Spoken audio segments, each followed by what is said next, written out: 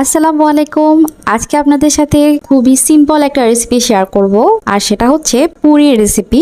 আজকে আপনাদের সাথে এই পুরির রেসিপিটা শুধুমাত্র দুইটা উপকরণ দিয়ে বানিয়ে দেখাবো, আর খুবই সহজভাবে, আর প্রত্যেকটা পুরি ইনশাল্লাহ ফুলবে। তো চলুন রেসিপিটা শুরু করা যাক। প্রথমে আমি একটি বাটিতে 1.5 কাপ আটা নিয়ে নিচ্ছি। আমি আটা দিয়ে করছি, তবে আপনারা ময়দা দিয়েও করতে পারেন। স্বাদ মতো লবণ দিয়ে দিচ্ছি। আমরা অনেকেই আছি বাসায় প্রায় সময়ে পুরিটা তৈরি করি, আর পুরিতে যদি আমরা প্রতিদিন তৈরিতে যদি কর্নফ্লাওয়ার তারপরে আপনার বেকিং পাউডার দিই, সেটা কি স্বাস্থ্যের জন্য ভালো? অথবা কর্নফ্লাওয়ার বেকিং পাউডার কি সবার ঘরে সবসময় অ্যাভেলেবেল থাকে? একদমই না। তাই আমি খুব সহজভাবে আপনাদের সাথে আজকে রেসিপিটা শেয়ার করছি। এখানে আমি পানি নিয়েছি। পানিটা এরকম হবে যে আপনি হাত দিয়ে ধরতে পারবেন না, টাচ করতে পারবেন কিন্তু অনেকক্ষণ যাবত ধরে রাখতে পারবেন না, এরকম গরম হতে হবে পানিটা। আমি গরম পানি ইউজ করছি এখানে। অবশ্যই গরম পানিটা ইউজ করার চেষ্টা করবেন, তাহলে পুরিগুলো বানানোর প্রায় 6-7 ঘন্টা পর্যন্ত একদম নরম থাকবে। প্রথম অবস্থায় তো ক্রিস্পি হবেই, প্লাস পরে যখন ঠান্ডা হয়ে যাবে তখন নরম থাকবে, রাবারি টাইপের থাকবে না। অনেক সময় আমরা দেখি যে পুরি তৈরি করি কিন্তু পুরিটা রাবারি হয়ে যায়, খাওয়ার উপযুক্ত থাকে না, তো ওইটা আর হবে না। পুরির ডোটা একটু নরম করে তৈরি করতে হবে। দেখতে পাচ্ছেন এখানে আমি 1 কাপ গরম পানি নিয়েছি, আর পানিটা অর্ধেক হয়ে গেছে। আমার এখানে হাফ কাপের মতো পানি লেগেছে, তো আপনাদেরও এরকম পানি লাগতে পারে। আর পুরির ডোটা হয়তো বা দেখে বুঝতে পারছেন একেবারে শক্ত না, একটু নরম করে আমি তৈরি করেছি। আর ঢেকে রাখছি 15 মিনিট। ডোটা 15 মিনিট রেস্ট দেওয়ার কারণে আর একটু নরম হয়ে যাবে, আর পুরিগুলো বেলার সময় খুবই সুবিধা হবে। এখন আমি এটা আর একটু মথে নেব, আর মথে একটু লম্বা শেপ করে নিচ্ছি যাতে কিছু লেচি কেটে নিতে সহজ হয়, আর লেচিগুলো সবগুলো এক সাইজের হয়। লুচি বলেন বা পুরি বলেন, আমি কিন্তু পুরিগুলো একদম ছোট ছোট করে তৈরি করি সব সময়, তবে আপনারা চাইলে আর একটু বড় করে তৈরি করতে পারেন। আমি ছোট ছোট করে শেপে ডিভাইড করে নিয়েছি ছুরির সাহায্যে। এখন বাকিগুলো আমি ঢেকে রেখেছি, আর একটা দিয়ে আমি বেলে নিচ্ছি। আমি কতটুকু করে বেলছি, মানে কতটুকু পুরুত্বের বেলছি সেটা দেখানোর জন্য। পুরি তো আমরা সবাই তৈরি করি বাসায়, তারপরেও আমি দেখিয়ে দিচ্ছি, যেহেতু আমি ভিডিওটা করছি অবশ্যই সব A to Z দেখানোর চেষ্টা করছি। আর লুচি বা পুরির পুরুত্বটা একটু মোটা করে রাখার চেষ্টা করবেন। মোটা করে বেললে যারা নতুন আছেন তারা পুরিগুলো সবগুলো ফুলাতে পারবেন, মানে সবগুলো পুরি ফুলবে যদি একটু মোটা করে তৈরি করেন। আবার অনেক বেশি মোটা হলেও কিন্তু পুরির স্বাদ হয় না। আমি কিন্তু পুরি পাতলা পাতলা করে তৈরি করি বাসায়, কিন্তু অনেক সময় দেখা যায় পুরিগুলো তৈরি করার পর পাতলা করে তৈরি করার পর যখন তেলের মধ্যে দেবেন তখন দেখা যাবে যে পুরিগুলো আপনার ফেটে যাচ্ছে, ফোলার সময়ই ফেটে যাচ্ছে, সম্পূর্ণ ফোলে না। তো এই কারণেই বলছি একটু মোটা মানে গাটা রেখে তারপরে বেলবেন, তাহলেই পুরিগুলো সবগুলো ফুলবে। আমি পুরি বেলার সময় একটু বেশি আটা ব্যবহার করি, তাই আমি এক্সট্রা যে আটাগুলো আছে সেগুলো মুছে নিচ্ছি, তাহলে আর তেলটা অপরিষ্কার হয়ে যাবে না খুব তাড়াতাড়ি। তেলটা খুব ভালোভাবে গরম করে পুরিগুলো ছেড়ে দিতে হবে। আমি আপনাদের প্রথমটা দেখিয়ে দিচ্ছি।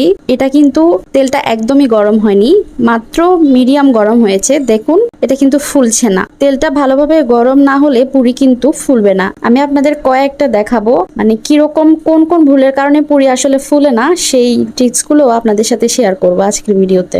এই পুরিটা তেলটা মাঝারি আছে, মানে মাঝারি গরম হয়েছে, যার কারণে এটা একেবারে বেশি ফুলেনি, হালকা ফুলেছে কিন্তু ফুলেছে। এর পরেরটা দেখুন, দেওয়ার সাথে সাথে একটু চাপ দিতে দিতে এটা ফুলে একেবারে টইটম্বুর হয়ে গেছে, তার মানে এই পর্যায়ে তেলটা খুব ভালোভাবেই গরম হয়েছে। আর একটা ট্রিক্স হচ্ছে পুরিগুলো ছাড়ার সাথে সাথে এভাবে চাপ দিতে থাকবেন, আর যে পাশে ফুলে উঠবে সেই পাশে চাপ দিয়ে পুরিটা সম্পূর্ণটা ফুলিয়ে নেবেন, তাহলেই সবগুলো পুরি ফুলবে। ঠিক এরকম করে পুরিগুলো আপনারা তৈরি করার চেষ্টা করবেন। অনেক সময় দেখা যায় আমরা পুরিগুলো তৈরি করার পর অনেকক্ষণ যাবত ফেলে রাখি, যার কারণে এগুলো তেলে দেওয়ার পর ফুলতে চায় না। তাই পুরি তৈরি করার সাথে সাথেই তেলের মধ্যে দিয়ে ভেজে নিতে হবে। যদি অনেকক্ষণ যাবত ফেলে রাখেন তাহলেও কিন্তু ফুলতে চায় না পুরি। তেলের পরিমাণ কম দিলেও পুরি ফুলতে চায় না, তাই একটা নির্দিষ্ট পরিমাণ তেল দিতে হয় পুরিগুলো ফুলানোর জন্য। আমি বলছি না একেবারে ডুবো তেলে পুরিগুলো ভাজতে, কিছুটা তেল বেশি ব্যবহার করতে হবে পুরিগুলো ফোলানোর জন্য। যেমন আপনি যদি 2 কাপ আটার পুরি তৈরি করেন, সেক্ষেত্রে আপনি 1 কাপ তেল তো নিতেই হবে, তাহলে পুরিগুলো পারফেক্ট হবে। অনেক বেশি হাই ফ্লেমে ভাজার কারণে কিন্তু অনেক সময় পুরিগুলো অতিরিক্ত কালার চলে আসে, মানে পুড়ে যায়, মানে তেলটা অনেক বেশি গরম হয়ে যায়। তাই চুলার জালটা তখন একটু কমিয়ে দিতে হয়। যখন দেখবেন যে পুরির মধ্যে বেশি কালার চলে আসছে, পুরির জালটা সামান্য করে কমিয়ে দেবেন, এতে করে আবার তেলের তাপমাত্রাটা ঠিক হয়ে যাবে। আপনারা যদি ক্রিস্পি করতে চান তাহলে একটু সময় নিয়ে ভাজবেন, আর যদি নরম নরম রাখতে চান তাহলে ফুলে ওঠার সাথে সাথে উল্টে দেবেন, তারপরে নামিয়ে ফেলবেন। কয়েক সেকেন্ডের মধ্যেই হয়ে যাবে। তো এভাবে করে আমি সবগুলো পুরি তৈরি করে নিয়েছি। আর তৈরি করার পর দেখতে পাচ্ছেন এগুলো কিন্তু এখনো ফোলা অবস্থায় আছে। একটু পর যখন ঠান্ডা হবে তখন এগুলো আস্তে নিচে নেমে যাবে, ফোলা থেকে চুপসে যাবে আর কি। যতক্ষণ গরম থাকবে ততক্ষণ এরকমই থাকবে।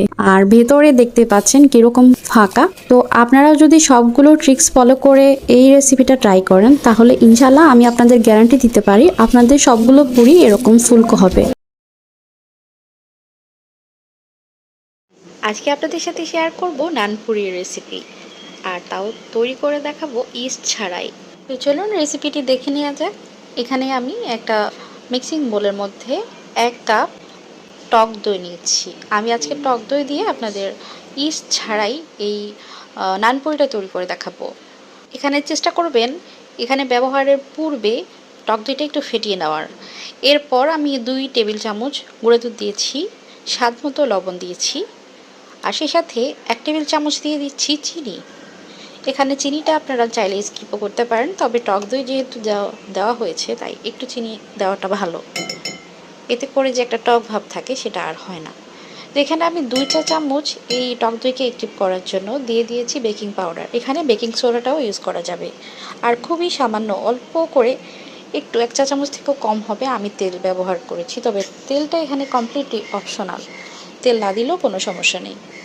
তো আমি সব কিছু একসাথে ভালো করে একটু মিশিয়ে নেব। আর এরপর আমি এখানে 1.5 কাপ ময়দা দেব।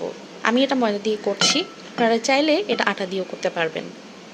তো ময়দা দিলে একটু ভালো হয় আর কি, এই জন্যই আমি ময়দা দিয়ে করছি। এখন আমি সবগুলো ময়দা একসাথে না দিয়ে একটু অল্প অল্প করে দিচ্ছি। এখন টক দইটা কম মনে হচ্ছিল, আমি একটু পানি দিয়েছি। এখানে আপনারা পানির পরিবর্তে চাইলে টক দই বাড়িয়ে দিতে পারেন, অথবা চাইলে এখানে দুধও দিতে পারেন। আমি এখানে নর্মাল তাপমাত্রার পানি দিয়ে আবার একটা সফট খামির তৈরি করে নিচ্ছি। এটা সফট একটা ডো হবে, তবে হাতে যাতে চিপকে না যায় এরকম করেই তৈরি করতে হবে। পানির পরিমাপটা আমি এখানে কতটুকু হয়েছে আমি বলে দিচ্ছি। আমি এখানে 1/4 কাপ পানি দিয়েছি, তবে আপনাদের পানি নাও লাগতে পারে। যদি টক দইটা আপনাদের একটু গাঢ় হয় তাহলে পানি নাও লাগতে পারে, অথবা চাইলে একটা ডিমও দিতে পারেন, তবে আমি দিচ্ছি না। ডিমটা অনেকেই পছন্দ করে না, তাই আমিও স্কিপ করলাম। তো এখন খুব ভালো করে একটা মিক্স দিয়ে দিচ্ছি, আর ডোটা অনেক সুন্দর করে তৈরি করে নিয়েছি। এখনও হাতে চিপকে চিপকে আসছে, তার জন্য আমি এখানে একটু তেল দেব। তেলটা দিয়ে আমি এটা খুব ভালো করে মিশিয়ে নিয়েছি। আর এখন ডোটা আমি কিছুক্ষণ রেস্ট দেব। আমি এটা 20 মিনিট রেস্টে দিচ্ছি ঢেকে, অবশ্যই, নয়তো উপরের সারফেসটা শক্ত বা ড্রাই হয়ে যাবে। তো আমি 20 মিনিট রেস্ট দিয়েছি, আর এখন আমি ছোট ছোট করে বল তৈরি করছি। আমি একটু ছোট করেই তৈরি করব। আপনারা যদি মোটা রাখতে চান বা বড় বড় করে তৈরি করতে চান নানপুরিগুলো, তাহলে আর একটু বড় করে লেচি কাটবেন। তো আমি আমার সাইজ মতো ছোট করে কেটে নিচ্ছি। চাইলে একটা রুটি বেলে সবগুলো একসাথে, তারপরে একটা কুকি কাটার দিয়ে একই সাইজের করে কেটেও নিতে পারেন। আমি একটা ডো বল নিয়ে নিয়েছি, আর এটা এখন আমি বেলে নিচ্ছি। আর সবগুলো বেলে নিতে হবে, একটা করে বেলবেন আর একটা করে তেলে দেবেন, এরকম না করে অবশ্যই সবগুলো আগে বেলে নেবেন। আর একটার উপর একটা রাখবেন না, বড় ডিশের মধ্যে ছড়িয়ে রাখবেন। একটার উপর একটা রাখলে এগুলো লেগে যেতে পারে, তাই জন্য বলছি। সবগুলো একসাথে অবশ্যই তৈরি করে নিতে হবে। এতে করে দেখা যায় যে বেকিং পাউডার এবং টক দই দিয়েছি, এটার কারণে এটা কিন্তু ডোটা একটু রাইস করে, একটু হলেও রাইস করে। এটা আপনারা বুঝতে পারবেন যখন তৈরি করবেন।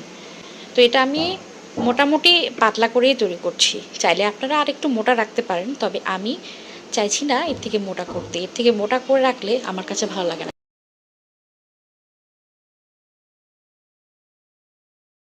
পুরিগুলো একটা একটা করে এখানে ভেজে নিচ্ছি।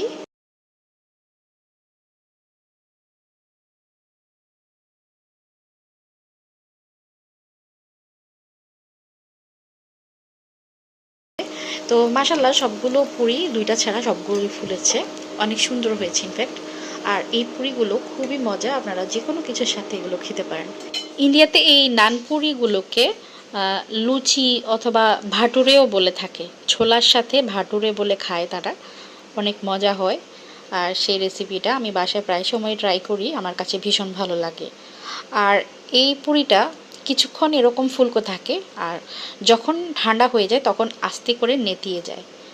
যেটা দেখতে পাচ্ছেন এখন আস্তে আস্তে নিচে বসতে শুরু করেছে, ঠিক এরকম করেই নেতিয়ে যায়। তবে অবশ্যই এটা ভিতরে এরকমই ফ্ল্যাকি থাকে আর অনেক মজা হয় খেতে। এখন থেকে রাতের বেঁচে যাওয়া ভাত আর ফেলে দিতে হবে না। এই রাতের বেঁচে যাওয়া ভাত দিয়ে তৈরি করে নিতে পারবেন এরকম ফুলকো এবং নরম পুরি। ভাবছেন কিভাবে তৈরি করবেন? শুরু থেকে শেষ পর্যন্ত সাথেই থাকবেন। এখানে একটা মিক্সিতে আমি 1 কাপ রাতের বেঁচে যাওয়া ভাত নিয়ে নিয়েছি। আর এই ভাতের মধ্যে আমি এখন সামান্য পরিমাণে পানি দিচ্ছি।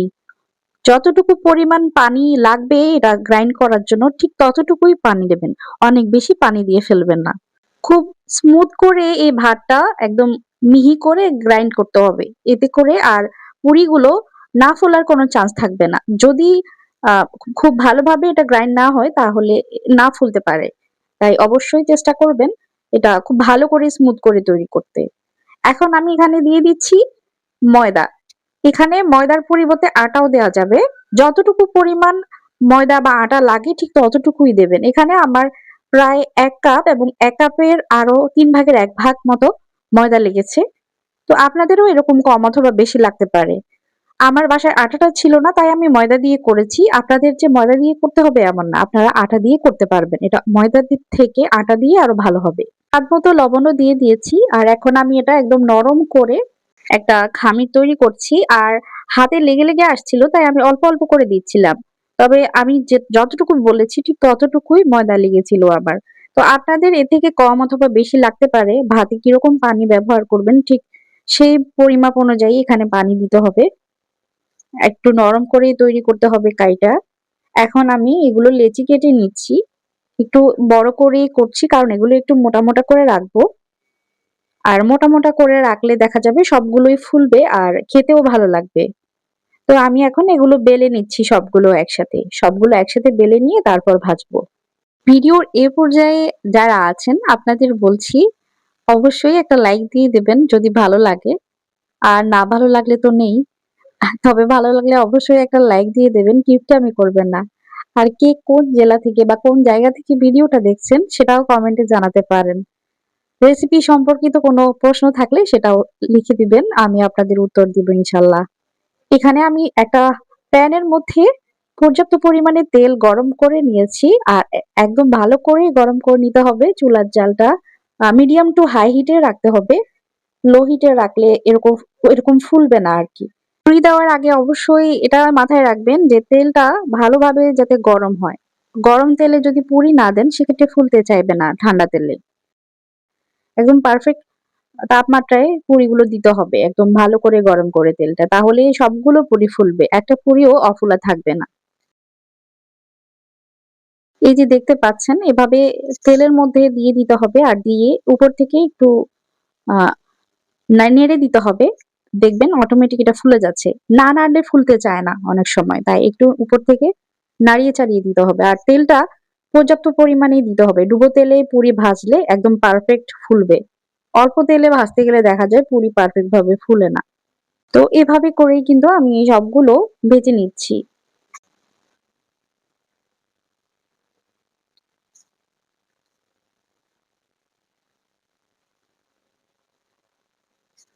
অনেকেই সাদা, সাদা পুরিটা পছন্দ করেন। তবে আমি সাদা পুরিটা ভালো লাগে না। আমার কাছে এরকম হালকা একটু সোনালী কালার হলে সেই পুরিটা দেখতে বা খেতে খুব ভালো লাগে।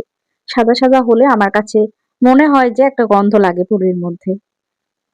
তো এটা আপনাদের ইচ্ছা। আপনারা যদি সাদাটা পছন্দ করেন সেরকম করে সাদা, সাদা করে নামিয়ে নেবেন। আমি একটু সময় নিয়ে ভাজছি। আর যদি একদম মুচমুচা করতে চান সেক্ষেত্রে আরো সময় নিতে হবে। ফুলে যাওয়ার পর চুলার জালটা কমিয়ে এটা মুচমুচা করে নামাতে হবে। তাহলে এগুলো নামানোর পরও কিন্তু এরকম ফোলা, ফোলা থাকবে। আমি যেহেতু সফট পুরিটা খাবো তাই আমি এরকম ফুলে ওঠার পর উল্টে দিচ্ছি আর উল্টে পাল্টে নামিয়ে নিচ্ছি কালার করে। এই পুরিটা কিন্তু অনেক সময় একদম নরম থাকবে। অনেক সময় দেখা যায় যে পুরি তৈরি করলে এগুলো কিরকম যেন রাবারি টাইপের হয়ে যায়। তো এরকমটা হবে না যদি এরকম ভাত দিয়ে করেন অথবা একদম ফুটন্ত গরম পানি দিয়ে পুরির ডোটা তো করেন। সেক্ষেত্রে দেখা যাবে যে পুরিগুলো অনেকক্ষণ যাবত নরম থাকবে, একদম রাবারি টাইপ হয়ে যাবে না। পুরি ফোলার সময় যদি ছিঁড়ে যায় ছিদ্র বন্ধ করে দেবেন এভাবে খুন্তির সাহায্যে, তাহলে দেখবেন বাকিটাও ফুলে যাবে। এই তো আমার সবগুলো পুরি কিন্তু তৈরি হয়ে গেছে। আপনাদের সাথে কিন্তু আমি টেনে সম্পূর্ণ রেসিপিটাই শেয়ার করে দিয়েছি, সবগুলো ভাজা। আমার কাছে অনেক বেশি সুন্দর লাগছিল। একটা ছিঁড়ে দেখাচ্ছি। আর এগুলো এখনো গরম। এই যে দেখতে পাচ্ছেন সবগুলোই ফুলেছে, কিন্তু এগুলো ঠান্ডা হওয়ার পর কিন্তু নেতিয়ে যায়। আমি সবসময় যেটা বলি। তো আপনারা যদি ঠান্ডা হওয়ার পরও এরকম ফুলকো রাখতে চান, সেক্ষেত্রে একটু সময় নিয়ে মানে ফুলে ওঠার পর চুলার জালটা কমিয়ে দিতে পারেন। কমিয়ে দিয়ে একটু সময় নিয়ে ভাজবেন। দেখবেন এগুলো মানে ভাজার পর নিচে নামাবেন যখন, তখন এরকম ফোলা অবস্থায় থেকে যাবে। এখন পুরোপুরি ঠান্ডা হয়েছে। ঠান্ডা হওয়ার পরও কিন্তু এগুলো একদম নরম আছে। এগুলো একদম প্রায় ১ দিন পর্যন্ত কিন্তু নরম থাকবে। আজকে তাহলে এখানেই বিদায় নিচ্ছি। আবার দেখা হয়ে যাবে নতুন কোনো ভিডিওতে ইনশাআল্লাহ। সবাই ভালো থাকুন। আল্লাহ হাফেজ। আসসালামু আলাইকুম।